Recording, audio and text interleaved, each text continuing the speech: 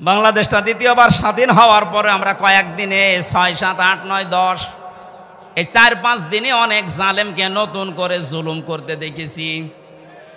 না, আপনি ঠিক করেননি, আপনি থামেন। এক জালেমের হাত থেকে যদি আরেক জালেমের হাতে আমরা পড়ি, তো 1000 মানুষ জীবন দিল কোন কারণে? এখনো 2700 মানুষ বেডে, হাসপাতালের বেডে এখনো কাতরাচ্ছে।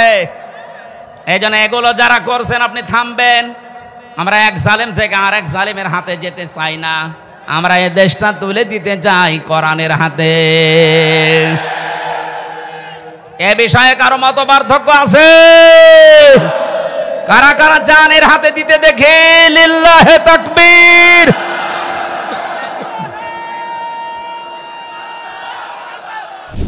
আজকে বাংলাদেশে মুক্তিযোদ্ধার একজন কমান্ডার উনি ঘোষণা দিয়েছে, বঙ্গবন্ধু যার নাম আমরা শুনি উনি মুক্তিযুদ্ধ করেননি।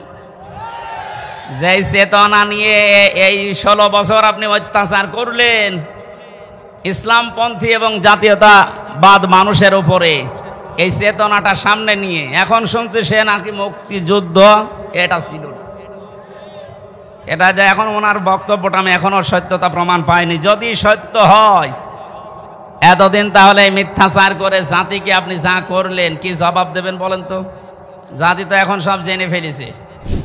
জালেম এবং জালেমদের দোসর এই বাংলাদেশে খুব বেশি হলো 20 জন।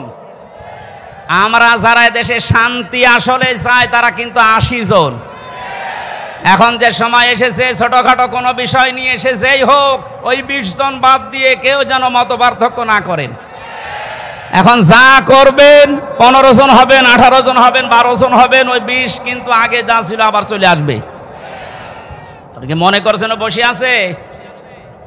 ডক্টর ইউনূস এই জন্য ঘোষণা দিয়েছে ওখানে বসে কথা বলবেন না, চুপ করে থাকেন। মামলা তো 100টা, কিসের 100? 1000-এর উপরে মামলা হওয়া দরকার। আমি কিছু না করে যদি আমার বাবাকে বলেছিল 50টা মামলা দেব, তাহলে ওরা কাজ করে তো 1000-এর উপরে মামলা খাওয়া দরকার না? চ্যানেলটি সাবস্ক্রাইব করে আমাদের সঙ্গেই থাকুন। আলহামদুলিল্লাহি রাব্বিল মাশরিকাইনি ওয়া রাব্বিল মাগরিবাইন আল্লাযী খালাকা কুল্লা শাইইন যাওজাইন ওয়া আওজাবা আলাইনাল ইহসানা বিল ওয়ালিদাইন ওয়া নাশহাদু আল্লা ইলাহা ইল্লাল্লাহু ওয়াহদাহু লা শারীকা লাহু ওয়া আশহাদু আন্না মুহাম্মাদান আবদুহু ওয়া রাসূলুহু সাজ্জিদুল কাউনাইন সাল্লাল্লাহু আলাইহি ওয়া আলা আলিহি ওয়া সাহাবিহি ওয়া আতবাইহি আজমাইন লাইলা ওয়া নাহারান ফিত তারফাইন فقد قال الله تعالى في كلامه المجيد وبرهانه التوحيد أعوذ بالله من الشيطان الرجيم بسم الله الرحمن الرحيم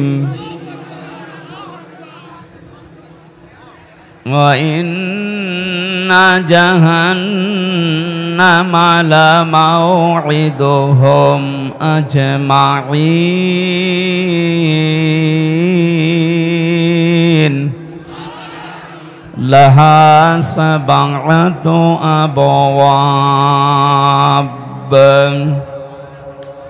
لكل باب منهم جزء مقسوم صدقت يا ربنا عن أبي هريرة رضي الله تعالى عنه قال قال النبي صلى الله عليه وسلم ইয়াকুলু সাবআতুন ইউযিল্লুহুমুল্লাহু ফি যিল্লিহি ইয়াওমা লা যিল্লা ইল্লা যিল্লুহু আল ইমামুল আদিল ইলা আখিরিল হাদিস রাহু মুসলিম। وقال تعالى في شان حبيبي إن الله وملائكته يصلون على النبي يا أيها الذين آمنوا صلوا عليه وسلموا تسليما اللهم صل على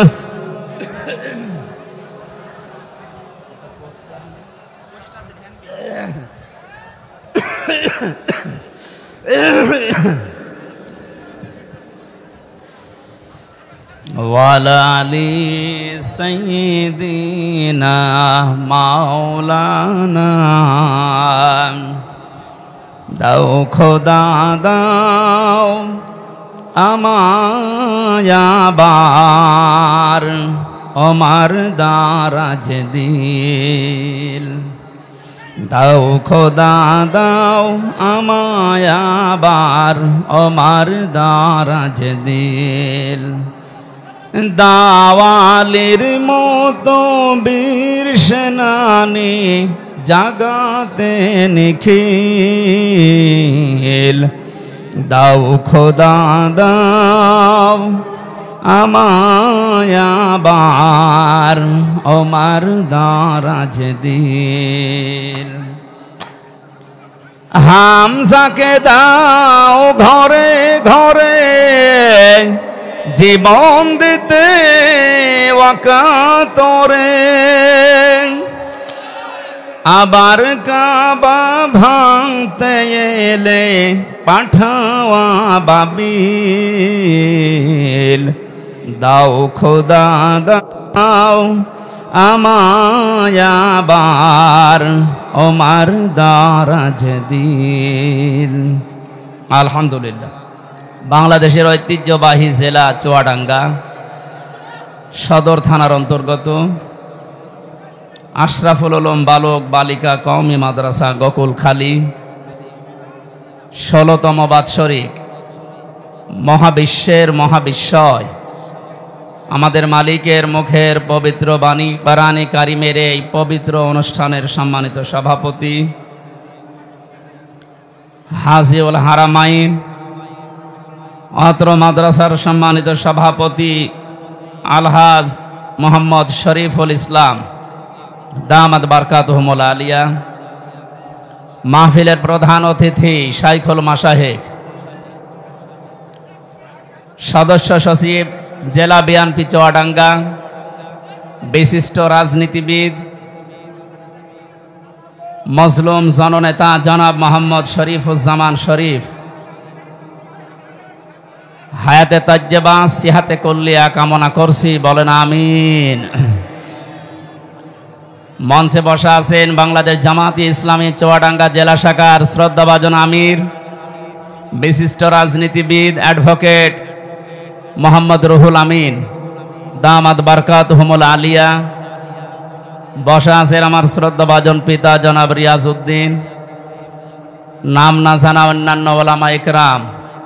এতক্ষণ পর্যন্ত যিনি আলোচনা করলেন আপনাদের জেলার সন্তান মাওলানা হুসাইন আহমেদ মাহফুজ, সম্মানিত পরিচালক, মঞ্চে বসা অত্র এলাকার সর্বজন শ্রদ্ধাভাজন ব্যক্তিবর্গ, সামনে বসা মুসলমান ভাইরা, পর্দার আড়ালের সম্মানিতা মা এবং বোনেরা, প্রাণ প্রিয় চুয়াডাঙ্গাবাসী, দল মত জাতি বর্ণ ধর্ম নির্বিশেষে কোরআনের এই অনুষ্ঠানে যারা ইবাদত মনে করে এসেছেন, আপনারা স্বীকার করেন তো যে এটা ইবাদত? জবাব দেন। ইবাদত যেভাবে করা লাগে ঘন্টাখানিক ওইভাবে থাকেন, কষ্ট হচ্ছে আমরা দেখতে পাচ্ছি। যে ইবাদতে কষ্ট বেশি হয় ওই ইবাদতে সওয়াব বেশি হয়। আজকের এই প্রচণ্ড গরমে ঠাসাঠাসি করে জায়গা পাচ্ছে না, অনেকে বসতে দাঁড়িয়ে আছেন, আপনার ডবল সওয়াব হবে যদি কষ্ট স্বীকার করে ধৈর্য ধারণ করে। আমি আহ্বান জানাবো আপনি 1 ঘন্টা একটু কষ্ট করেন, কোরআন শুনতে এসেছে যারা ইবাদত মনে করে তারা বলছি আলহামদুলিল্লাহ। আল্লাহ পাক বলেন লাইন শাকারতুম লাযিদান্নাকুম ওয়া লাইন কাফারতুম ইন্না আযাবি লাশাদীদ। সূরা ইব্রাহিমের 9 নম্বর 7 নম্বর আয়াতে আল্লাহ জানিয়েছেন যদি আমার নিয়ামতের শুকরিয়া আদায় করো লাযিদান্নাকুম, লামে তাকিদ নুনে সাকিলা, আল্লাহ পাক গ্যারান্টি দিচ্ছেন ওই নিয়ামত আমি তোমাদের জীবনে বৃদ্ধি করে দেব। যদি না শুকরিয়া করো, গুরুত্ব না দাও, দাম দিতে না চাও, নাফরমানি করো, নিয়ামতটা কেড়ে নেব এবং আযাবের ভেতরে ফেলে দেব। চুয়াডাঙ্গাবাসী আমি কিন্তু গতানুগতিক কথা বলি না, যা বলি ওখান থেকে বাস্তব শিক্ষা বের করার চেষ্টা চালাই। একটু খেয়াল করে শোনা লাগবে। এই ছেলে কি সমস্যা কি? বললাম না যেভাবে আছেন কষ্ট করেন। আরে আমি একটা ঘোষণা দিয়ে নেই, এ চুয়াডাঙ্গা, বিশেষ করে চুয়াডাঙ্গা, মেহেরপুর, কুষ্টিয়া আর এই ঝিনাইদহ 4-5টা জেলায় আপনাদের যিনি গরু ঠাকুর ছিল ঢুকতে দিত না, ঠাকুর তো পালিয়েছে। যাই হোক, এখন যেহেতু আল্লাহ উন্মুক্ত পরিবেশে আমাদেরকে নিয়ে এসেছেন, আপনারা এই যে বারবার মাওলানা হোসাইনকে জোর করেন যে এই গ্রামে দেন মাহফিল, ওই গ্রামে, দেখছেন না কি অবস্থা? আপনি যেখানে মাহফিল দেন এরকম মানুষ ধরার জায়গা আছে ওখানে? এই জন্য ওরা বিরক্ত করবেন না। এই চুয়াডাঙ্গা জেলায় আমি 3টা অনুষ্ঠান অলরেডি দিয়েছি। সরোজগঞ্জ বাজারে একটা, দর্শন মাদ্রাসায় একটা, আর এই যে এটা। আশা করছি এবছরে যেহেতু আর ডেট পাওয়া যাচ্ছে না, খালিও নেই, সারা বাংলাদেশে 64 জেলায় 2-3টা করে ডেট থাকে। আর জীবননগর পাইলট স্কুলে একটা এখনো নেয়নি, ওটা নেব ইনশাল্লাহ। তো এই জন্য আর বিরক্ত করবেন। আপনারা এত কষ্ট করে বসে আছেন, আমাদের তো বিবেকে কেমন লাগছে যে আমি চেয়ারে আছি আর আপনারা জায়গাও পাচ্ছেন না, অনেকে এই গরমের ভেতরে দাঁড়িয়ে আছেন। এই জন্য কমপক্ষে 1.5 থেকে 2 লক্ষ মানুষ ধরবে এরকম মাঠ ছাড়া দাওয়াত নিয়েন না, কষ্ট হবে। মানুষকে কষ্ট দেওয়া হারাম, এই হারাম কাজটা আশা করছি সামনে করবেন না। আর আমি গতানুগতিক কথা বলি না, আপনারা জানেন। আমি যা বলছি দেখেন এখান থেকে কি শিক্ষা নিয়ে আসি বাস্তবের সাথে। আল্লাহ তাআলা নিয়ামতের শুকরিয়া আদায়ের কথা জানিয়েছেন। শুকরিয়া আদায় মানে আমরা বাংলাদেশ, ভারত, পাকিস্তান এই সমস্ত দেশের মানুষগুলো বিশেষ করে বুঝিয়ে যে একেবারে টুটি পর্যন্ত খেয়ে একটা ঢেকর তুলে আলহামদুলিল্লাহ বললে শুকরিয়া আদায় হয়ে গেল নাকি? চুয়াডাঙ্গাবাসী আমরা যেহেতু কোরআন কারীম থেকে কথা বলার জন্য এবং শোনার জন্য এসেছি, আর পৃথিবীতে যারা কোরআন দিয়ে কথা বলে এরাই সত্য কথা বলে। এতদিন আমরা শুনেছি কোরআনের আয়াত পড়তো ঠিক, কিন্তু উল্টা পাল্টা ফতোয়া দিত অনেকে, বলতো লাকুম দীনুকুম ওয়ালিয়া দীন, রাহুল বুখারী। একটা কথা হইল, আপনি আয়াত পড়ছেন কোরআনের আর দলিল দিচ্ছেন বুখারীর। কোরআনে কারীম কি ওই রকম নাকি? আল্লাহ পাক এত অথেন্টিক ভাবে এটা রেখেছেন এবং কিয়ামত পর্যন্ত তিনি রাখবেন বলে ঘোষণা দিয়েছেন, ইন্না নাহনু নাযালনা যিকরা ওয়া ইন্না লাহু লাহাফিজুন। আল্লাহ বলেন অবশ্যই আমার এই কোরআনকে আমি আল্লাহ নিজে নাজিল করেছি, এই জিকির, এবং কিয়ামত পর্যন্ত এর সংরক্ষণের দায়িত্ব আমি আল্লাহ নিজে হাতে তুলে নিয়েছি। নবীজিকে আল্লাহ ধমক দিয়েছেন, ওয়ালাউ তাকাব্বালা আলাইনা বা'দাল আকাবিল লাআখাযনা মিনহু বিল ইয়ামিন সুম্মা লাকাতা'না মিনহুল ওয়াতিন। আমার এই কোরআনের ভেতরে যদি নবী পর্যন্ত কোনো কথা বানিয়ে নিজের নামে চালিয়ে দিত যে এইটাও আল্লাহ জানিয়েছে, কি করতাম জানেন?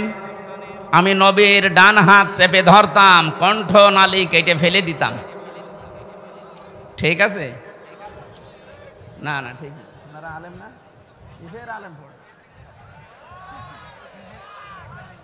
লা আখাজ না, আমি বললাম যে আল্লাহ পাক নবীজির হাত চেপে ধরতেন না, আল্লাহ নিজের হাত দিয়ে ধরতেন। এখানে ফাইল আল্লাহ নিজে, নবীর হাত ধরতেন না, আল্লাহ নিজে ধরতেন তার হাত দিয়ে। মেনুহু বিল ইয়ামিন, বাম হাতের কথা দিলেন না কেন, ডান হাতের কথা দিলেন কেন? আল্লাহর বাম হাতে শক্তি কম নাকি? আর বাম হাতে থাপ্পড় খেয়েছেন?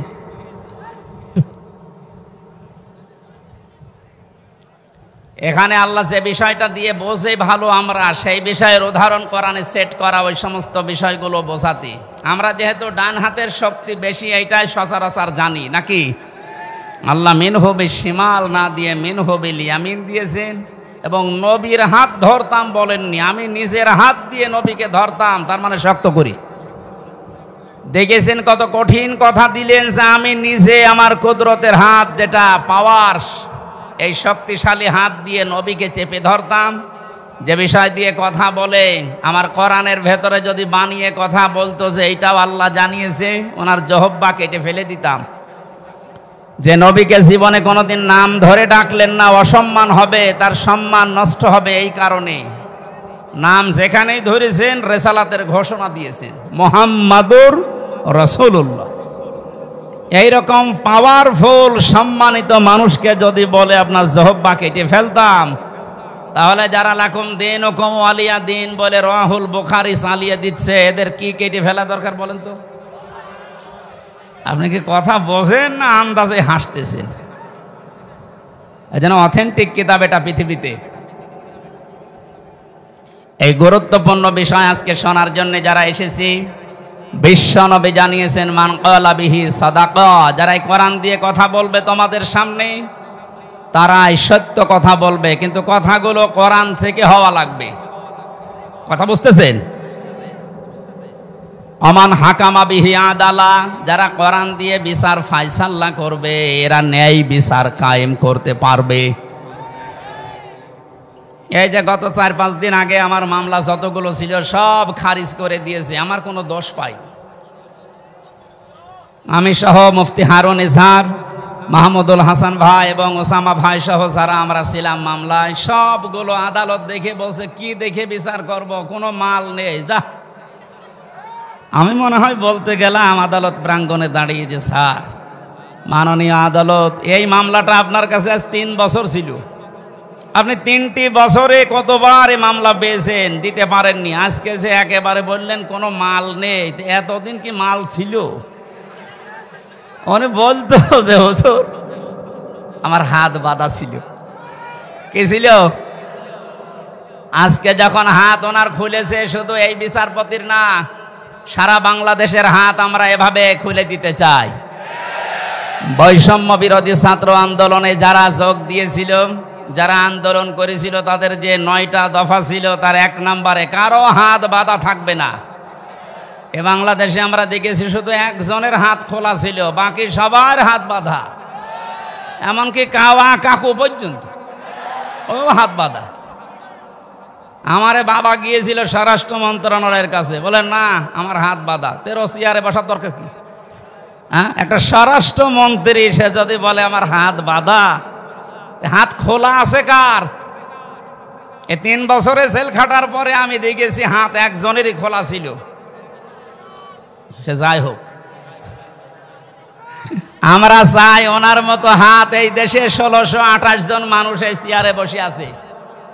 1628 জন যে চেয়ারে বসে আছে, সব হাত আমরা খোলা রাখতে চাই। আবু সাইদ যেভাবে হাত খোলা ছিল, সবার হাত এভাবে খোলা রাখতে চাই। কথা বলেন ঠিক কিনা?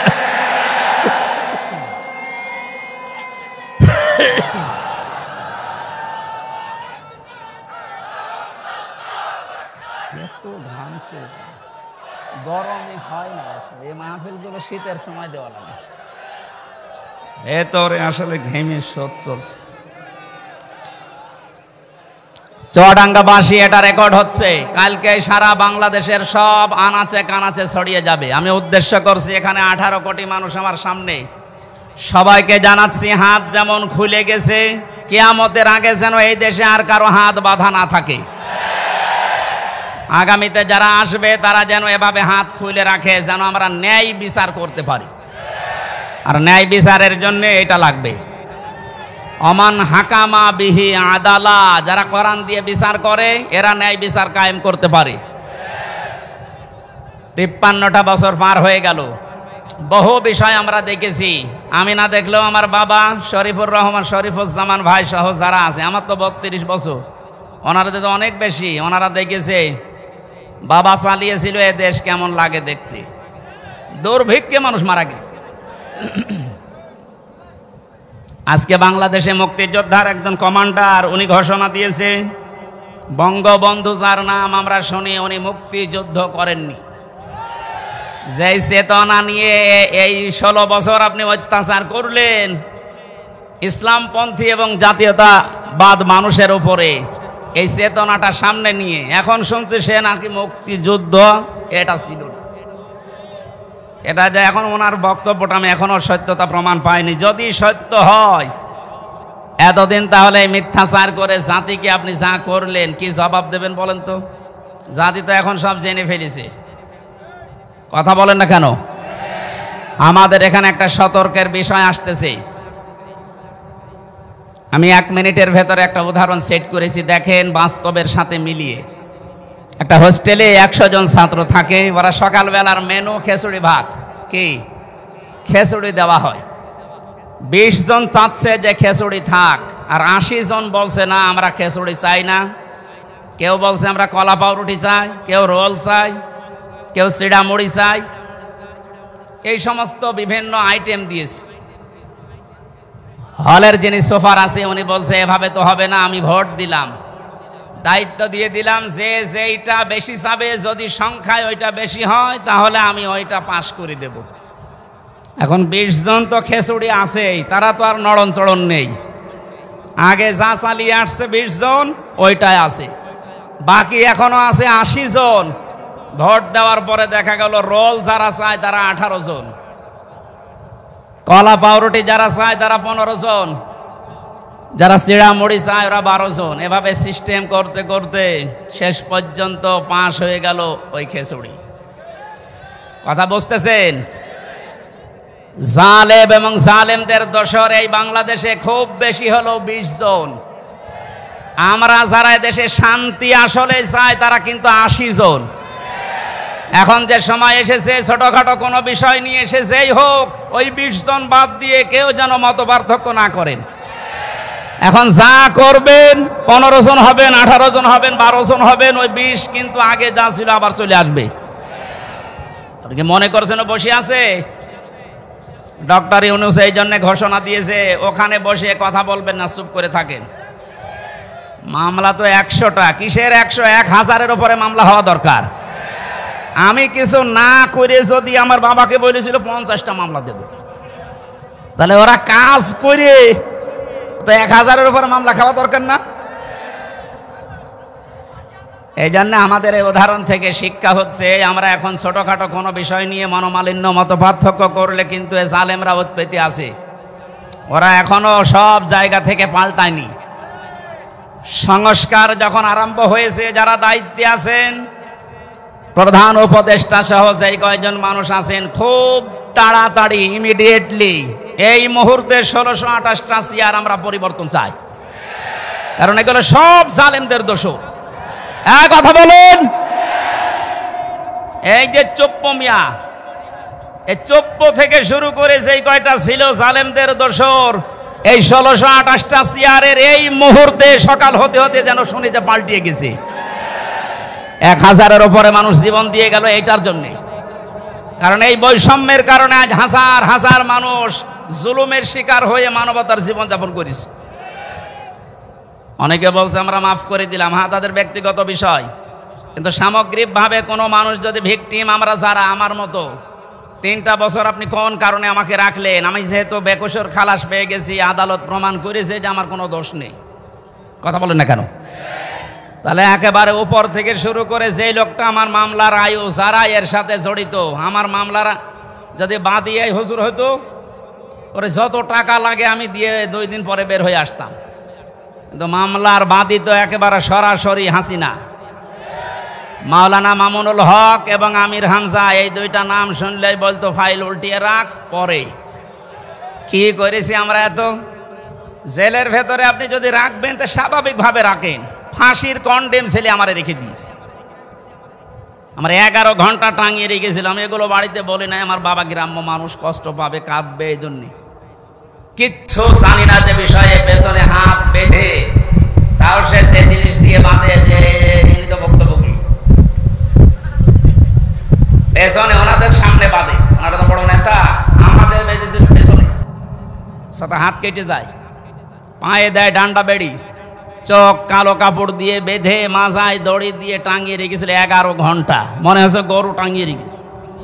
আপনি কোন কারণে এটা করলেন? এটা যদি 1 দিন 2 দিন 5 দিন 10 দিন হতো, রিমান্ডের ওই 10 দিন মেনে নিতাম। মাটির নিচে নিয়ে গেলেন কোন কারণে? আয়না ঘর শুধু আপনারা নাম শোনেন, আমি তো নিচে পরীক্ষিত দেখেছি। এরপরও অনেকে সাফাই গায় যে কি করেছে যে ওর পালিয়ে যাওয়া লাগলো, কি করেছে আপনি কেন আসেন, আপনাকে দেখাচ্ছি। যারা বলে যে কি করেছে, আমার মনে হয় তাদেরকে আয়না ঘরে 7 দিন রাখা দরকার, দেখ কি করেছে, কি করেছে এখনো টের পাও না। এই একটু শোনেন, নবীজির হাদিস হচ্ছে কেউ যদি জেনে শুনে জালেমকে সহযোগিতা করে, সাহায্য করে, সাপোর্ট দেয়, সে নবীর উম্মত থেকে বের হয়ে যায়। এখনো পর্যন্ত আয়না ঘর দেখার পরেও যদি কেউ জালেমের সাপোর্ট দেয়, সাফাই গায়, ও নবীর উম্মত আছে। আবার বলছে ভিডিও কলে, আপা ঘাবড়াবেন না, আপনি ঘাবড়ালে আমরা নরম হয়ে যাই। কত বড় শয়তান! ওরে ধরে এত পিটানো পিটিয়েছে, এখন অনেকেই বলছে না আর কার আশায় থাকবো, যে ঘাবড়ানোর কথা সেই ঘাবড়িয়ে গেছে। আমার যতটুকু বাস্তবতা আমি দেখেছি, এদেশের 18 কোটি মানুষ যদি আপনাকে মাফ করে দেয়, ব্যারিস্টার আরমানের বউ আপনাকে মাফ করবে না, আমার ওই ছোট মেয়েটাও আপনাকে মাফ করবে না। 3টা বছর আমার থেকে 1 বছর রেখে গিয়েছিলাম, এখন 4 বছর। কেন এই কষ্ট দিলেন আপনি? যদি ব্যক্তিগতভাবে আপনার উপর রাগ থাকতো আমি মাফ করে দিতাম। আপনি তো আল্লাহর টার্গেট। জালেম যারা, এরা টার্গেট হামজার, শরীফের, কার? চুয়াডাঙ্গাবাসী ভালো করে শোনেন, এই জেলায় যারা জালেম ছিল ওরা কিন্তু শরীফের টার্গেট না, ওরা রুহুল আমিনের টার্গেট না, ওরা সরাসরি টার্গেট আল্লাহর। শব্দটা শুনতে ছোট মনে হচ্ছে। সূরা শুরা 42 নম্বর আয়াত, 25 নম্বর পারার 6 নম্বর পৃষ্ঠা 13 নম্বর লাইনে আছে, এটা ইবনে কাসিরে পাবেন। আল্লাহ পাক বলেন, ইন্নামাস সাবিলু আলাল্লাযিনা ইয়াযলিমুনান নাস, ইলা আখিরি আয়া। রব্বুল আলামিন বলেন, অবশ্যই আমি আল্লাহ মামলা দায়ের করব, কেস করব তাদের বিরুদ্ধে যারা মানুষ হয়ে মানুষের উপরে জুলুম করেছে।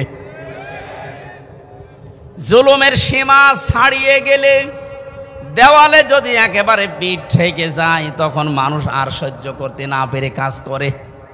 যেটার বাস্তবতা আমার কুষ্টিয়ায় হানিফের বাড়ি ভাঙা দেখে আমি দেখেছি।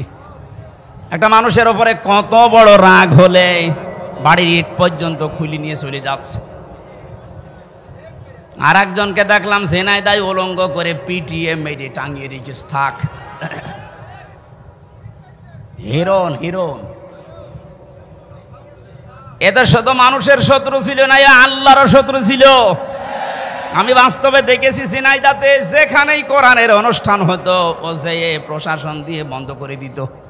আল্লাহ এমন শাস্তি দিয়েছে, পৃথিবীর ইতিহাস হয়ে আছে হিরণ। এই জন্য জালেমরা কিন্তু পৃথিবীর মানুষের মামলার আসামি না, এরা আল্লাহর মামলার আসামি। আপনি কি আল্লাহর মামলার আসামি যারা, আল্লাহর অভিযোগে অভিযুক্ত যারা, তাদের পক্ষ নিতে পারেন? বলেন পারেন? আপনার বিবেকটা কাজে লাগাবেন। নিয়ামতের শুকরিয়া আদায়ের কথা বলছিলাম। কেউ যদি কোনো নিয়ামত পেয়ে শুকরিয়া আদায় করতে চায়, 3টা মাধ্যম আছে। 1 নম্বরে মুখে স্বীকার করা যে হ্যাঁ এটা নিয়ামত। আমরা মুখ দিয়ে স্বীকার করলাম যে এটা নিয়ামত। কেন? বাস্তবে দেখেছি এই যে বিশাল অনুষ্ঠানটা কোরআনের কথা শোনানো হবে বলে ওরা সাজিয়েছে, এই অনুষ্ঠানটা আগস্টের 5 তারিখের আগে যদি কেউ করতে চাইতো 10 জায়গায় অনুমতি নেওয়া লাগতো। 6 তারিখ, 7 তারিখ, 8 তারিখে একটা ঘোষণা এসে গেছে ডক্টর মোহাম্মদ ইউনূসের পক্ষ থেকে, অন্যান্য ধর্মের মানুষেরা যেভাবে তাদের ধর্মীয় অনুষ্ঠান পালন করে এদেশে মুসলমানেরা কোরআন প্রচার করবে, কোনো মহারথীর অনুমতির প্রয়োজন আর নেই। এটা নিয়ামত না? কত বড় নিয়ামত আপনি জানেন? কয়েকদিন আগে বাংলাদেশ জামাত ইসলামী কুষ্টিয়া জেলা শাখার উদ্যোগে পুরা কুষ্টিয়া জেলার প্রায় 550 আলেমকে দাওয়াত দিয়েছিল একটা সেমিনারে। সব ঘরানার আলেমরা ছিল। 3.5 ঘন্টা থেকে 4 ঘন্টা সেখানে আলোচনা করেছে কোরআনের ওপরে, হাদিসের ওপরে। আপনি একটু ভাবেন তো, এটা যে 550 আলেম এক জায়গায়, আগস্টের 5 তারিখের আগে এত মানুষ না, 5 জন আলেম এক জায়গায় হলে 10টা মামলা হয়ে যেত। এত বড় নিয়ামত আল্লাহ যাদের মাধ্যমে দিলেন, এ শহীদ আবু সাইদ, শহীদ মুগ্ধ সহ, রায়হান সহ, ইয়ামিন সহ যারাই হাজারের ওপরে শহীদ হয়েছে, আল্লাহ তাদের শাহাদতের সর্বোচ্চ মাকাম যেন পৌঁছিয়ে দেন, বলেন আমিন। আমরা স্বীকার করছি যে মুক্ত জীবন এটা নিয়ামত, কিন্তু এদেশের ওই যে 20% এখনো পর্যন্ত স্বীকার করছে না। গতকালকের একটা ভিডিও, সে এখনো পর্যন্ত জালেমের সাফাই গাচ্ছে যে না, উনি কি কিছু করেনি দেশের জন্যে? হ্যাঁ করিস। একটা রাস্তা বানাতে যদি 2 কোটি টাকা খরচ হয়, 3 বার বাজেট করে 9 কোটি টাকা খরচ করিস। 2 কোটি খরচ করে 7 কোটি আল্লাহর রাস্তায় নিয়ে চলে গেছে। এই যে আল্লাহর রাস্তায় নিয়ে গেছে বললাম কেন? ওই দরবেশের কারণে। দরবেশ কত টাকা আত্মসাৎ করেছে দেখেছেন? 36,000 কোটি। আপনি জীবনে যদি গণনা করে তো জীবন শেষ হয়ে যাবে। দরবেশের যদি এই হাল হয়, যেগুলো ধরবেশ, ওগুলোর অবস্থা কি? আমার মনে হয় পালিয়ে যারা গেছে এদের টাকা পয়সাগুলো ডক্টর ইউনূস ঘোষণা দিয়েছে, এগুলো সব ফিরিয়ে আনা হবে। তাড়াতাড়ি করেন, সবগুলো ফিরিয়ে নিয়ে আসেন। শুধু ফিরিয়ে নিয়ে আসা না, যারা টাকা পয়সা আত্মসাৎ করেছে, বেগম পাড়া বানিয়েছে, এদের স্ত্রী সন্তান পুত্র যা আছে সব রাষ্ট্রের কাজে লাগান। টাকা পয়সাগুলো নিয়ে এসে আপনি একটু দেশের মানুষের কাছে দেন, দেখেন দেশটা দাঁড়িয়ে যাবে। কোনো অভাব নেই এদেশের, অভাব শুধু সুষ্ঠু বন্টনের। এই সুষ্ঠু বন্টন যেন হয়, আমরা এরকম মানুষকে এখন সামনে চাই। কথা বলেন ঠিক কিনা? ওনার যখন বলল যে আমার 2টা ছেলে হাফেজ আলেম হবে, আমার মন হৃদয় ভরে গেছে। এরকম মানুষকে আপনি দায়িত্ব দেবেন, যে মানুষগুলো কোরআনে কারিম নিজে পড়ে, সন্তানকে পড়ায়। আমি এর আগে শুনেছিলাম যে ওনার ভাই, যে টরিক ভাই নাকি, উনি একটা মাদ্রাসা অলরেডি নিজে একা একা চালায়, এবং চুয়াডাঙ্গার ভেতরে ওইটা নাকি একটা মডেল। কয়েকদিন আগে আমি মালয়েশিয়া ছিলাম, মেজানুর রহমান আজহারি ভাইয়ের সাথে কয়েকটা প্রোগ্রাম ছিল। উনি আমাকে বলছিল টরিক ভাই সালাম দিয়ে, উনি আসবে বাংলাদেশে কিছুদিনের ভেতরে। কুষ্টিয়াতে একটা প্রোগ্রাম নেওয়ার কথা জানিয়েছি, কুষ্টিয়ার স্টেডিয়াম মাঠে। উনি আর আমি থাকবো, আপনারা ইনশাল্লাহ যাবেন, দাওয়াত দিয়ে দিলাম অগ্রিম। চুয়াডাঙ্গাবাসী 100 জনের 80 জন আমরা এখন স্বীকার করে নিলাম যে হ্যাঁ এটা আমাদের জন্য নিয়ামত, কিন্তু ওই জালেমরা তারা এখনো পর্যন্ত স্বীকার করে না যে এই স্বাধীনতা এটা নিয়ামত। কথা বলেন না কেন? তাহলে নিয়ামত পাওয়ার পরে আমরা যারা 80 ভাগ শুকরিয়া আদায় করলাম, মুখ দিয়ে স্বীকার করছি যে হ্যাঁ এটা নিয়ামত, 20 ভাগ যারা আছে এখনো পর্যন্ত স্বীকার করছে না। আপনি মাঝে মাঝেই দেখবেন ওরা নতুন নতুন ইস্যু তৈরি করে এই 20 জন বিশৃঙ্খলা তৈরি করছে। প্রথমে ওরা অমুসলিমদেরকে দিয়ে চেষ্টা চালিয়েছিল সংখ্যালঘু নাম দিয়ে। জামাতে ইসলামের কেন্দ্রীয় আমির যিনি ডাক্তার শফিকুর রহমান ঘোষণা দিয়েছেন এই বাংলাদেশে কোনো সংখ্যালঘু সংখ্যাগুরু নেই। সুতরাং এই ইস্যু তুলে যারা মানুষের ভেতরে বিদ্রোহ তৈরি করতে চাচ্ছেন তাদের হালে পানি নেবে না ইনশাআল্লাহ। ন্যায়ও নেই, পৃথিবী বুঝে গেছে না এটা ওদের দুর্বিসন্ধি।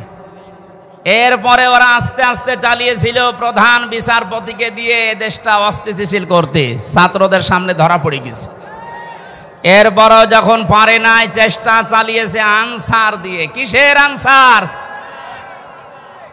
42,000 আনসার নিয়োগ হয়েছে এই দেশে, এই 9 সাল থেকে শুরু করে 24 সাল পর্যন্ত। তার 32,000 সবগুলো গোপালগঞ্জে। 42,000-এর 32,000 যদি গোপালগঞ্জের হয়, বাকি 63 জেলার মানুষ আমরা ঘাস কাটছি। দুর্নীতির কোন জায়গায় পৌঁছিয়েছিল আপনি চিন্তা করেন? এই দেশের জাতীয় মসজিদের ইমাম পর্যন্ত পালিয়ে গেছে। ইমাম সাহেবও যদি পালিয়ে যায়, তে আর কোন জায়গা বাকি আছে বলে আপনার মনে হচ্ছে?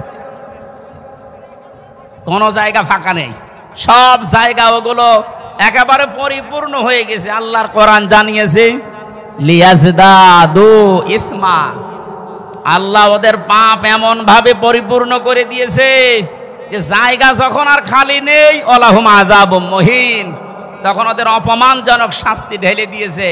এর বাস্তব প্রমাণ এই কালামানিক, ওর বিসি পর্যন্ত উড়ে গেছে।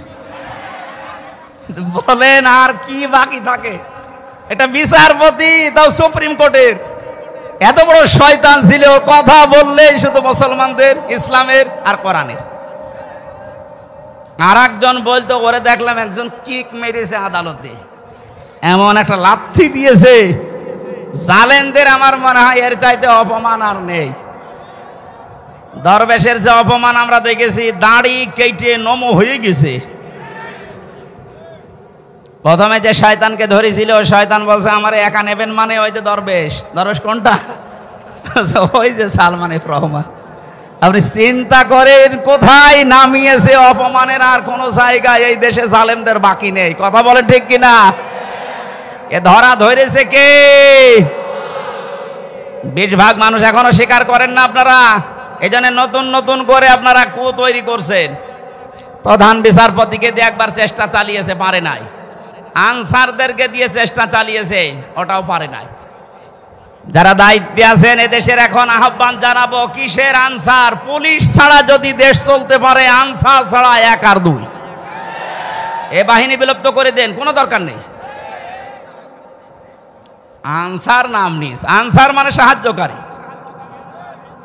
কিসের সাহায্য করেন আপনি? যেই কয়টা ধরা পড়েছে সবগুলো বলছে আমাদেরকে মাঠে নামিয়েছে এই সাহায্য করার জন্য।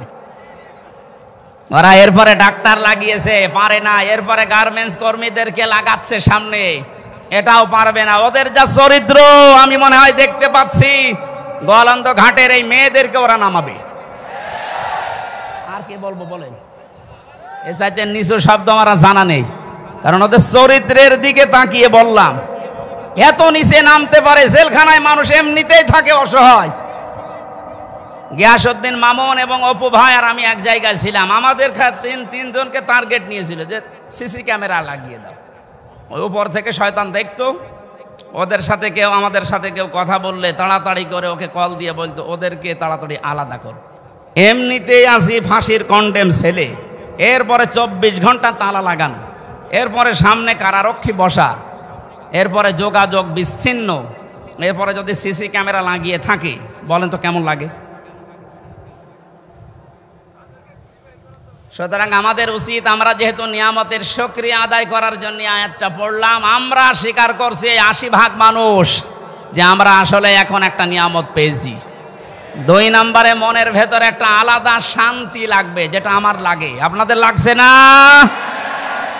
3 নাম্বারটা কি? নিয়ামতের শুকরিয়া আদায় করার জন্য 3 নাম্বার, আল্লাহ পাক বলেন যে নিয়ামতটা পেয়েছো এটা পৌঁছিয়ে দাও জায়গা মতো। আমি যেহেতু হাদিস পড়েছিলাম, ন্যায় বিচার কায়েম করার জন্য কোরআন লাগবে, এই জন্য এই নিয়ামতকে সর্বোচ্চ জায়গায় নেওয়ার জন্য কোরআনের বিধান রাষ্ট্রীয়ভাবে কায়েম করা লাগবে। বাবার কথা বলছিলাম, উনি চালিয়েছে, স্বামীও চালিয়েছে দেশ, বুবুও চালিয়েছে, চাচা চালিয়েছিল জোর করে, প্রত্যেকেই তো চালিয়েছে দেখলাম। ও বাংলার মুসলমানেরা, এখন শুধু দেখতে বাকি আছে আল্লাহর এই কালাম দিয়ে দেশটা চললে কেমন দেখা যায়।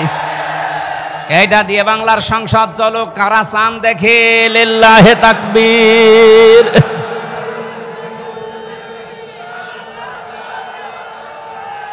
আলহামদুলিল্লাহ ভাই।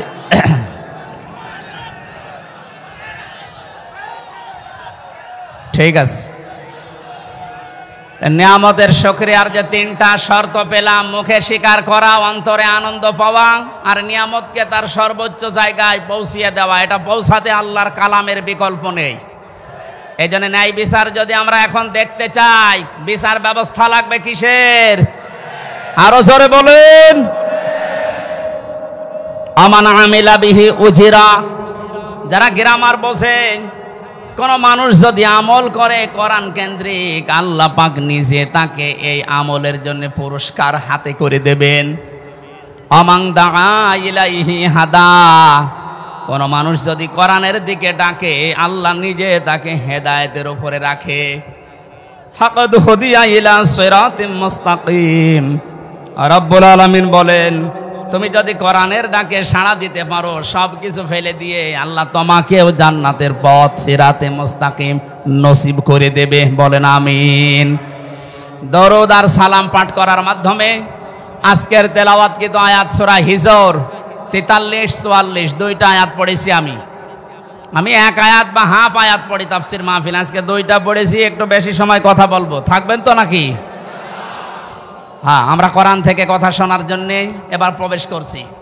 জবান খুলে সব বাদ দিয়ে পড়ে না, আউযু বিল্লাহি মিনাশ শাইতানির রাজিম, বিসমিল্লাহির রহমানির রহিম, ওয়া ইন্না জাহান্নামা লামাউঈদুহুম আজমাঈন, লাহা সাবআতু আবওয়াব, লিকুল্লি বাবিম মিনহুম জুজউম মাকসুম।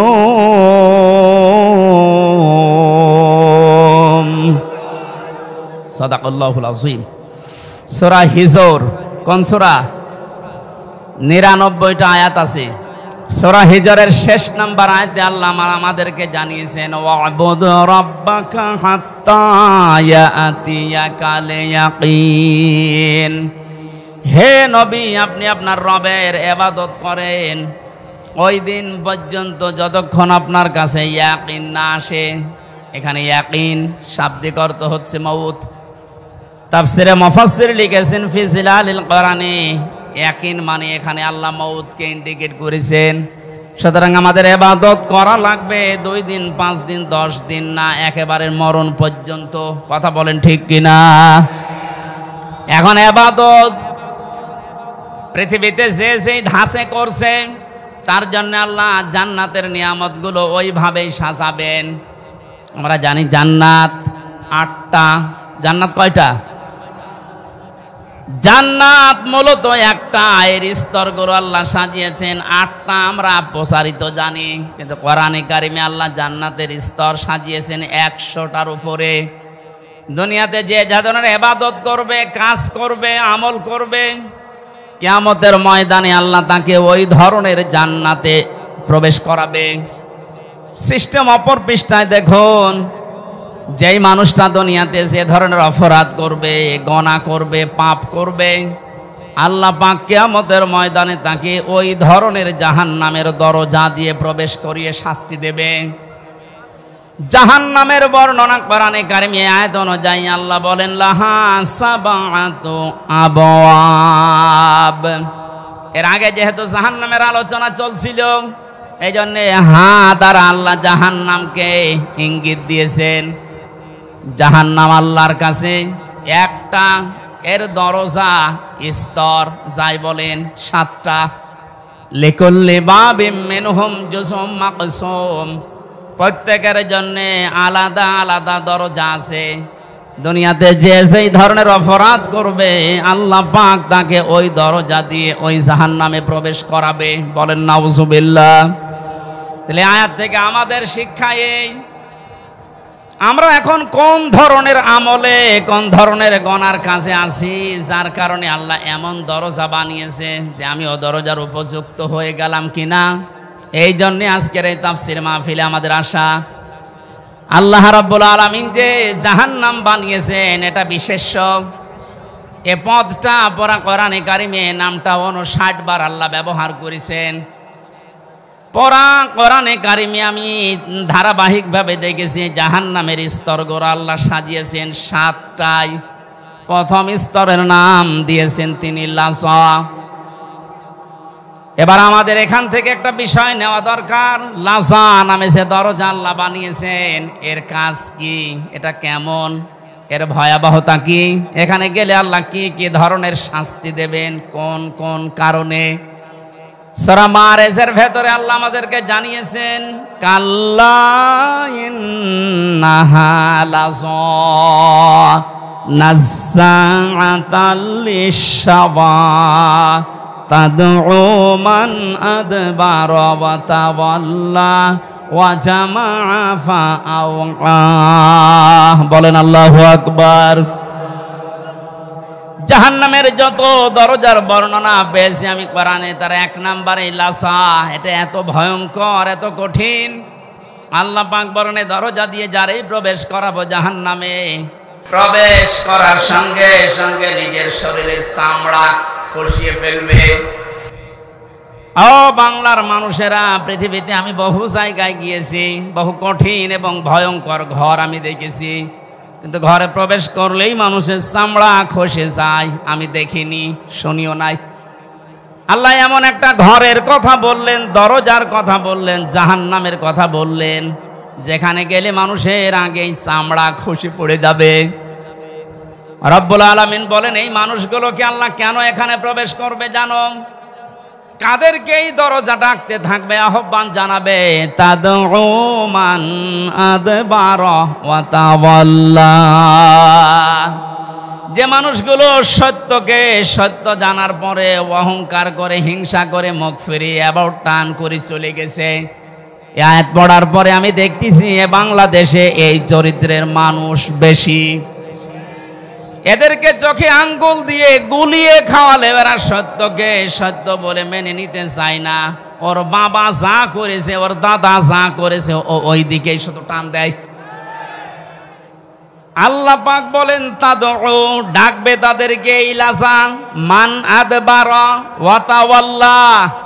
যে ব্যক্তি এদবার করে, মুখ ফিরিয়ে নেয়, অহংকার করে, যারা দাম্ভিকতা করে, আল্লাহর কোরআন থেকে, আল্লাহর আয়াত থেকে যারা মুখ ফেরায়। কোরআনে কারিমে আয়াতের ব্যাখ্যায় আমি আরেকটা আয়াত পেয়েছি, ইন্নাল্লাযীনা কাযযাবু বিআয়াতিনা ওয়াস্তাকবারু আনহা লা তুফাত্তাহু লাহুম আবওয়াবুস সামা ওয়ালা ইয়াদখুলুনাল জান্নাহ ইলা আখিরি আয়া। সূরা আরাফের 41-40 নম্বর আয়াতে আল্লাহ জানিয়েছেন নিশ্চয় যারা আমার আয়াতকে মিথ্যা মনে করে, মিথ্যা প্রতিপন্ন করে এবং কথা শোনার পরেই যারা মুখ ফিরিয়ে অহংকার করে চলে যায় আমার কোরআনের সাথে, এই মানুষগুলোর প্রথম শাস্তি হচ্ছে লা তুফাত্তাহু লাহুম আবওয়াবুস সামা। এদের জন্য আকাশের কোনো দরজা খোলা হচ্ছে না, হবে না। ও বাংলার মুসলমানেরা, মুসলমান নাম নিয়ে যারা কোরআনের কথা শোনার পরে যারা মিথ্যা মনে করেন যে না এগুলো মনে হয় আল্লাহ দেয়নি, হামজা বানিয়ে বলতে পারে, আবার শোনার পরে যারা অ্যাবাউট টান করে মুখ ফিরিয়ে অহংকার করে চলে যান, তাদের জন্য কিন্তু আকাশের সব দরজা বন্ধ। প্রশ্ন আসতে পারে দরজা খোলা বন্ধ এ আমার কি দরকার? না, আজরাইল যখন মানুষের জান কবজ করবে সঙ্গে সঙ্গে ওইটা নিয়ে কিন্তু আকাশেই উঠবে। কোথায়? আল্লাহ 1 বছর যদি দিতেন যে বাপ, তাহলে একটা দরজা বন্ধ থাকতো। আল্লাহ আবওয়াব দিয়েছেন বহু বছর। কোরআনের কথা শোনার পরে যারা অহংকার করে চলে যাবেন, মরণের পরে আপনার একটা দরজাও আপনি খোলা পাবেন না, সব দরজা আপনার জন্য বন্ধ। তো ফাত্তাহু এটা মজারে, বর্তমান, ভবিষ্যৎ, প্রেজেন্ট, ফিউচার। সুতরাং এখন যারা আল্লাহর আয়াতের সাথে এই আচরণ করছেন তাদের আমল আকাশে ওটা বন্ধ হয়ে গেছে, কোনো দরজা খোলা নেই। মরণের পরে আপনার এই রূহকে আল্লাহ উপরে তুলতে দেবে না, সব দরজা বন্ধ করে দেবে। বিবেক থাকলে ভাবেন তো কত কঠিন বিষয় এটা। দুনিয়ায় এতটুকু বিপদে আজ হাজারো মানুষ নিজের দলের বিপক্ষে কথা বলতেছে, আর কিয়ামতের এই কঠিন ময়দানে সব দরজা আপনার জন্য আল্লাহ বন্ধ ঘোষণা দিয়ে দিল। ওয়ালা ইয়াদখুলুনাল জান্নাহ, এরা কোনোদিন জান্নাতে যাচ্ছে না, যাবেও না। আল্লাহ একটা উদাহরণ সেট করেছেন, হাত্তা ইয়ালিজাল জামালু ফি সাম্মিল খিয়াত, যতদিন পর্যন্ত সূচের ছিদ্র দিয়ে উট প্রবেশ করে যেতে না পারে। চুয়াডাঙ্গাবাসী কোনোদিন কল্পনাও আসে এটা যে সূচের ছিদ্র দিয়ে উট যেতে পারে? কথা বলে না কেন? এটা যেমন অসম্ভব, আল্লাহর কোরআনের কথা শোনার পরে বিশ্বাস হতে চায় না, অহংকার করে চলে যাচ্ছেন, আপনার জন্য জান্নাতে যাওয়া ওই রকম অসম্ভব। ওয়াকাযালিকা নাজিল মুজরিমিন, আল্লাহ বলেন পাপিষ্ঠদেরকে এইভাবে আমি শাস্তি লাগাবো। শাস্তির ধরন দিয়েছেন এখানে, লাহুম মিন জাহান্নামা মিহাদু ওয়া মিন ফাওকিহিম গাওয়াশ ওয়াকাযালিকা নাজিজ যালিমিন। এই চরিত্রের মানুষকে শুধু কবরে রাখতে দেরি, আল্লাহ জাহান্নামের চাদর উপরে বিছিয়ে দেবেন। আজ আমরা দেখি এই মানুষগুলো মারা গেলে এদের কবরে ফুল দেওয়া হয়, এদের কবরকে পাকা করা হয়, টাইলস লাগানো হয়, মোজাইক পাথর দেওয়া হয়। কথা বলেন না কেন? আল্লাহ পাক বলেন এই আয়াতের সাথে যাদের জীবন চরিত্রের মিল আছে, উপরে যদি ফুলের পাহাড় তৈরি করে দাও, নিচে আগুন লাগিয়ে দেব। এখনো হুঁশ আসে না আপনার? সারাটা জীবন কোরআনে কারিমের বিপক্ষে অবস্থান নিয়েছে, কোরআনের কথা শুনলে যারা অনুমতি দিতে চায় না, বাধা দিয়েছে। আমি নাম ধরে বলছি, এই টোটন মিয়া। আজকের যে দ্বিতীয় মেহমান মাওলানা হোসাইন, ওর বাড়ি আলমডাঙ্গাতে। আমি জেলখানা থেকে বের হওয়ার পরেই এই 6 মাস আগেও একটা মাহফিল নিয়েছিল আমার, ওনার কাছে অনুমতি নিতে গেছে, ধমক দিয়ে বলছে কোরআন শোনা দরকার কি, গান শুনতে পারো না? কোরআনের ব্যাপারে এই কথাও যেই দিন বলেছে সেই দিন থেকেই ও বেঈমান। ও যদি মারা যায় ওর জানাজা জায়েজ নেই, ওরে কবরে দেওয়া জায়েজ নেই, ওরে পুড়িয়ে ফেলা লাগবে। কারণ ও তো এমনিতেও জাহান্নামে যাবে, অমনিতেও জাহান্নামে যাবে। এটা আমি বানালাম। হ্যাঁ, সূরা আরাফ 8 নাম্বার 9 নাম্বার পারায়, 8 নাম্বার পারায় 8 পারায় আছে, 14 নাম্বার পৃষ্ঠার 7 নাম্বার লাইনে 40 নাম্বার আয়াত। এটা যত তাফসির আছে বাংলাদেশে আপনি খোলেন, একটাই কথা লিখা আছে, কোরআনের কথা শোনার পরে যাদের বিশ্বাস হয় না, অত অনুমতি দিতে পারতো যে ঠিক আছে কোরআন থেকে কথা বলবে, অসুবিধা নেই। একটা হিন্দুর কাছে গেলে পর্যন্ত সে একটু না একটু বিবেচনা করে, আর কিসের মুসলমান দাবি করে? ও সরাসরি ঘোষণায় দিয়ে দিয়েছে কিসের কোরআন, গান শুনতে পারো না। এই মানুষগুলো মারা গেলে কবরে আপনি যতই ফুলের পাহাড় তৈরি করেন, নিচে আল্লাহ আগুন লাগাবে। এ আয়াতে প্রমাণ। শুধু আগুন লাগাবে না, জাহান্নামের চাদর দিয়ে আল্লাহ ঢেকে দেবে। কথা বলেন ঠিক কিনা? ওয়াকাযালিকা নাজিজ যালিমিন, আল্লাহ এইভাবে করে জালেমদেরকে একটার পর একটা শাস্তি দিতেই থাকবে। আল্লাহ যদি শুধুমাত্র যে শাস্তি দিয়ে শেষ এতটুকু বলতেন, আমি আয়াতটা পড়তাম না। জালেম মারা যাওয়ার পর থেকেই শুরু, কতদিন পর্যন্ত ওর কবরে হাসরে জাহান্নামে শাস্তি হতে থাকবে আল্লাহ বাদে কেউ জানে না। এজন্য আমাদের এখান থেকে সাবধান হওয়া দরকার, আমরা যেন কেউ জালেম হয়ে না যাই। দুঃখজনক বিষয়, বাংলাদেশটা দ্বিতীয়বার স্বাধীন হওয়ার পরে আমরা কয়েকদিনে 6, 7, 8, 9, 10 এই 4-5 দিনে অনেক জালেমকে নতুন করে জুলুম করতে দেখেছি। না আপনি ঠিক করেননি, আপনি থামেন। এক জালেমের হাত থেকে যদি আর এক জালেমের হাতে আমরা পড়ি, তো 1000 মানুষ জীবন দিল কোন কারণে? এখনো 2700 মানুষ বেডে, হাসপাতালের বেডে এখনো কাতরাচ্ছে। এই জন্য এগুলো যারা করছেন আপনি থামবেন। আমরা এক জালেম থেকে আর এক জালেমের হাতে যেতে চাই না, আমরা এই দেশটা তুলে দিতে চাই কোরআনের হাতে। এ বিষয়ে কারো মত পার্থক্য আছে? কারা কারা জানের হাতে দিতে দেখে লিল্লাহে তাকবীর।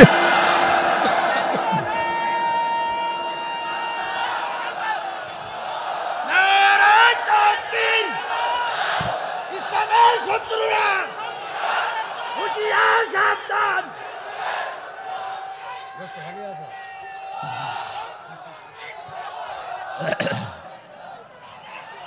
চুয়াডাঙ্গাবাসী, এই জন্য যে মানুষগুলো আপনি মুখ ফিরিয়ে চলে যাবেন, আপনার জন্য লাজা খোলা আছে। কি খোলা আছে বলেন তো? যারা আলেম আছে, তাফসীর বোঝে যে কত বড় কঠিন জায়গা, লাজার বর্ণনা দিতে গিয়ে আল্লাহ নিজে আশ্চর্য হয়ে গেছেন, এত কঠিন জায়গা। এই যে নাজ্জাআতাল লিশাবা, হাড়ের সাথে যে চামড়া লেগে থাকে, আগে চামড়া তুলবে, এরপরে হাড় থেকে আর একটা হাড় করবে, এর নাম শাওয়া। এটা ফি জিলালিল কোরআনে আছে। এত বড় ভয়ঙ্কর শাস্তি আর কোন জাহান্নামের ভেতরে আছে বলে আমি তাফসিরে পাইনি। অথচ এইটার জন্য 1 নম্বরে যারা কোরআনের কথা শোনার পরে মুখ ফিরিয়ে চলে যায়। 2 নম্বরে ও জামা ফাআওয়া, যারা সম্পদ জমা করে আর সংরক্ষণ করার জন্য চেষ্টা চালায়। এই 15 বছর আমরা এইটাই দেখেছি। জায়েজ না জায়েজ নেই, প্রত্যেকটা বিভাগের অবস্থা এই ছিল। বিচার ব্যবস্থার দিকে তাকান, কোর্টের ইট পর্যন্ত টাকা চাই। আপনি চুয়াডাঙ্গা কোর্টে যাবেন, যারা আছে ওরা তো টাকা চাই, কোর্টের ইটও বলে 10 টাকা দিয়ে যান।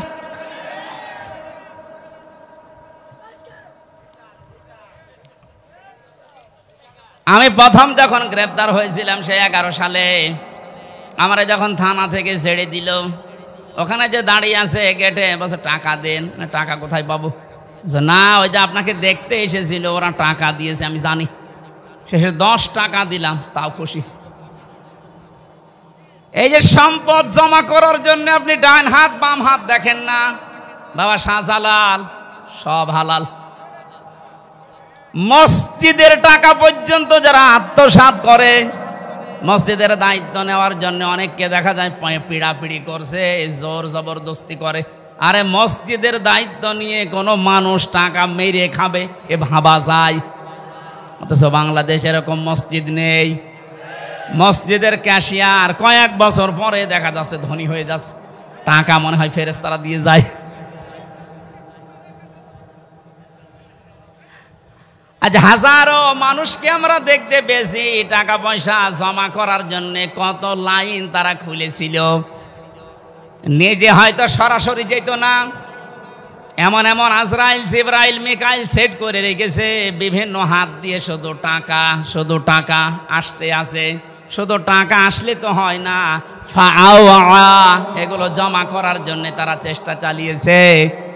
আল্লাহ পাক বলেন, এই 2টা অপরাধ যারা দুনিয়ায় করবে, সম্পদ যারা জমা করে আর সংরক্ষণ করার জন্য চেষ্টা চালায়, এদেরকে আমি আল্লাহ লাজায় প্রবেশ করাবো। বলেন নাউজুবিল্লাহ। এই যে সম্পদ শব্দটা এই আয়াতের ভেতরে আছে, ওয়া জামা, এই শব্দটার ব্যাখ্যা করতে গিয়ে আমি তাফসিরে দেখেছি জামার ভেতরে 4টা বিষয় লুকিয়ে আছে। কয়টা? 1 নম্বরে টাকা পয়সা যারা জমা করে, শুধু জমা করে, এর হক আদায় করে না। পৃথিবীর কোনো জিনিস আপনি এক জায়গায় রাখবেন, দেখবেন নষ্ট হয়ে যাবে, ওটার গুণগত মান ঠিক থাকবে না। যেমন পানি যদি কেউ এক জায়গায় রেখে দেয়, পচন ধরে, পোকামাকড় তৈরি হয়, দুর্গন্ধ হয়। কথা বলছেন না কেন? লোহা লক্কড় যদি এক জায়গায় ঘিরে দেন, ও জং ধরবে, ও ধার নষ্ট হয়ে যাবে, অকেজ হয়ে যাবে। যত ব্যবহার করবেন তত ওর ধার ভালো থাকবে, ওর কার্যকারী ক্ষমতা ঠিক থাকবে। পানি যত ছেড়ে দেবেন তত স্বচ্ছ নির্মল পানি আসতে থাকবে। কথা বলেন ঠিক কিনা? পৃথিবীর কোনো জিনিস আপনি এক জায়গায় রাখলে ও ঠিক থাকবে না, এইটাই ফাইনাল। এই যে যারা এলেম শিখেছে, আলেমরা যদি এলেম বন্টন না করে শুধু জমা করে রাখে, ও জানা এলেম ভুলে যাবে। যত বর্ণনা করবে, যত জানাবে, না জানা এলেম আল্লাহ তারে দান করবে। সম্পদ আদি যারা টাকা পয়সা শুধু জমা করেন, এর হক আদায় করেন না, যাকাত সাদগা এককালীন দানের মাধ্যমে, তাদের ওইগুলো আপনি মনে করছেন যে হ্যাঁ টাকা জমা হচ্ছে, এর আবার ক্ষতি কিনা, ওর দ্বারা শত্রু পয়দা হবে। আপনি হক আদায় করেননি, যাদের যাকাত দেওয়ার দরকার ছিল তারা দেননি। ওই মানুষগুলো যাকাত না পেয়ে অভাবে পড়বে, শেষ পর্যন্ত আপনার জমানো সম্পদে হামলা দেবে। ওই সম্পদ তখন আপনার জীবনের কাল হয়ে দাঁড়াবে, আপনার জীবন নাশের কারণ হবে। কথা বলেন ঠিক কিনা? তাহলে এখান থেকে কি পেলেন আপনি এই জামার ব্যাখ্যায়? পৃথিবীর কোন জিনিস যেহেতু এক জায়গায় রাখলে ঠিক থাকে না, ক্ষমতাও এক জায়গায় রাখলে ঠিক থাকে না, গরম হয়। 15 বছরে এত গরম হয়েছিল যা সহ্য করতে পারিনি। এই জন্য আমরাও চাই এ দেশে যেন কারো হাতে ক্ষমতার জমা না থাকে। এই কথা বলছেন, কারো হাতে যেন জমা না থাকে, ওটা ছেড়ে দেন, চলতে থাকবে। এক জায়গায় হলেই যার কাছে যাবে ও আবার গরম হবে। ও গরম হলে এখন যে জালেম বিদায় নিয়েছে এর চাইতেও মারাত্মক হবে।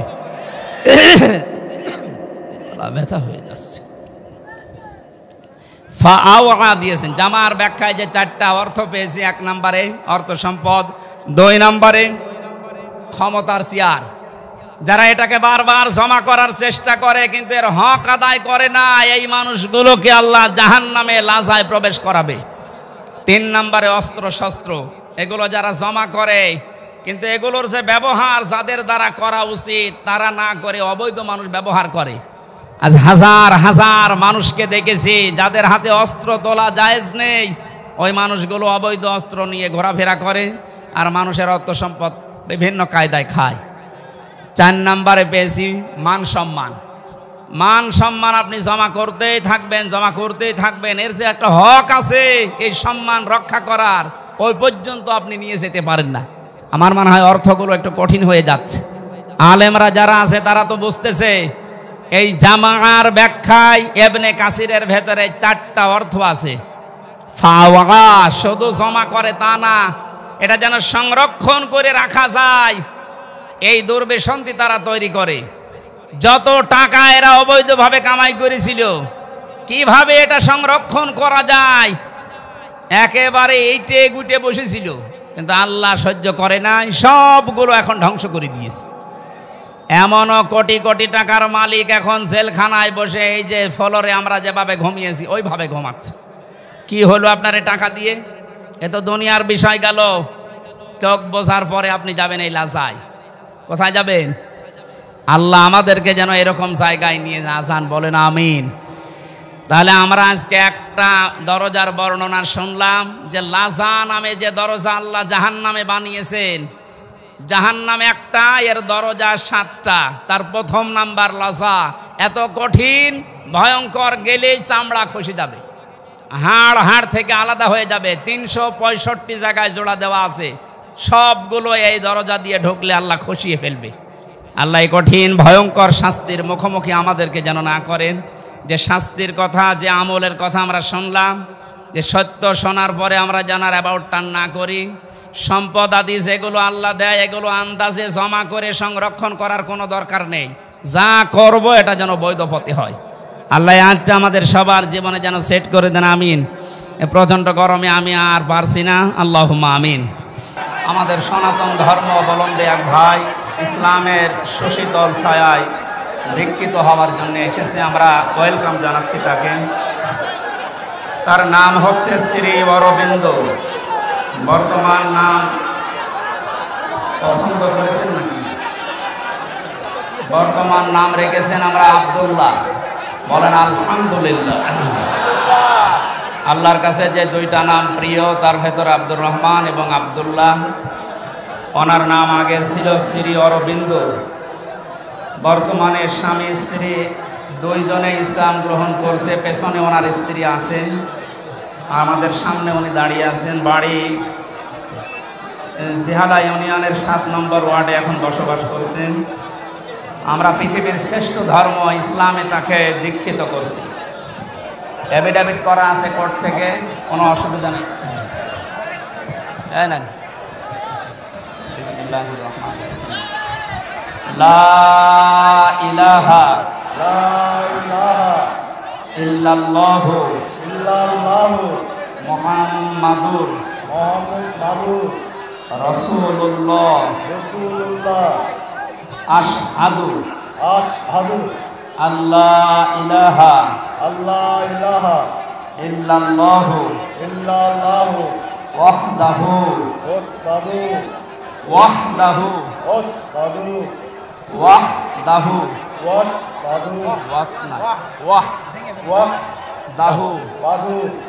লা শারীকা লাহু ওয়া আশহাদু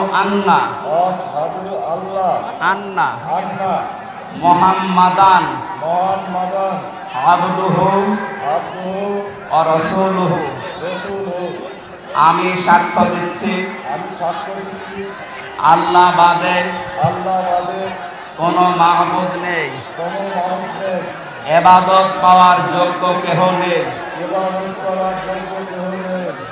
তিনি একক, তার কোনো শরীক নেই। আমি আরো সাক্ষ্য দিচ্ছি হযরত মুহাম্মদ সাল্লাল্লাহু আলাইহি ওয়াসাল্লাম আল্লাহর বান্দা এবং রাসূল। আলহামদুলিল্লাহ। এখানে আমরা লক্ষ লক্ষ মানুষ আছি, সবাই কম বেশি গুনাহগার। ওনার এখন আর কোনো গুনাহ নেই, উনি নিরপরাধ এবং নিষ্পাপ, গুনাহমুক্ত। এ বিশাল লক্ষ জনতার পক্ষ থেকে আমরা ওনাকে আলিঙ্গন করছি ইসলাম পবিত্র ধর্মে দীক্ষিত হওয়ার জন্য।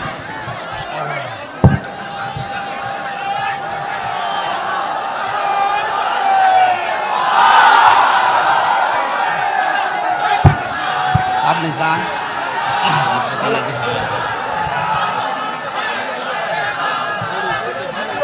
এবারটা চেয়ারটা আমি দিচ্ছি।